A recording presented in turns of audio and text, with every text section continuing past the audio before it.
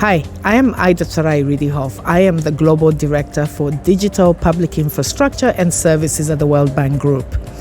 Now, why am I excited to be here? This is the meeting place for anybody who's interested in digital public infrastructure, and I'm going to tell you something special at the end of my few minutes that I'm going to engage with you.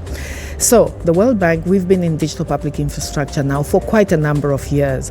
But what's really important for us is, why do we need people to be identified? Why do we need identification to be safe?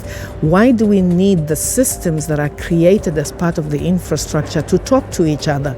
It's all about the citizen. It's about delivering services for the citizen.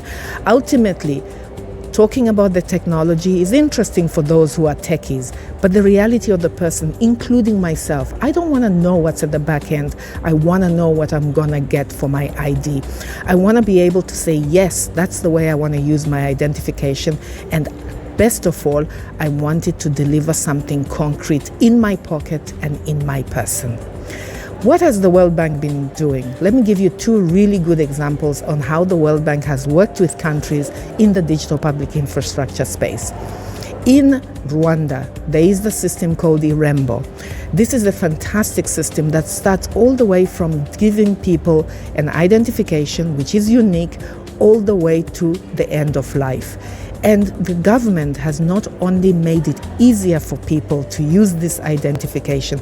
You can register your child at home for school, for exams, and any other service that they require.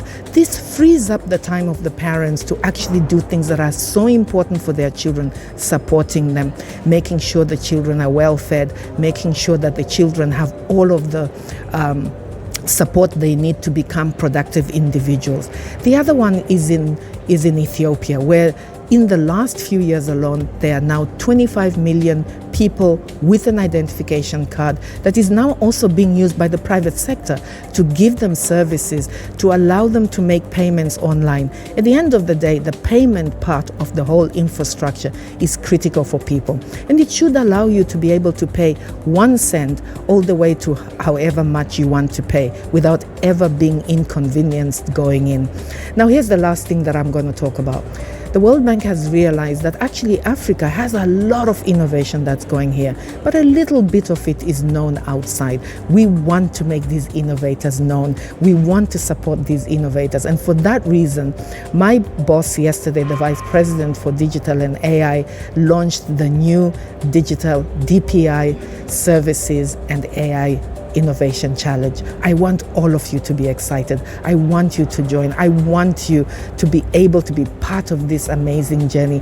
Show what Africa can do, but also show that we are not just going to be supporting new technologies that come from somewhere, but we can also influence those technologies with what we know on the continent. So I hope to see your applications. Thank you.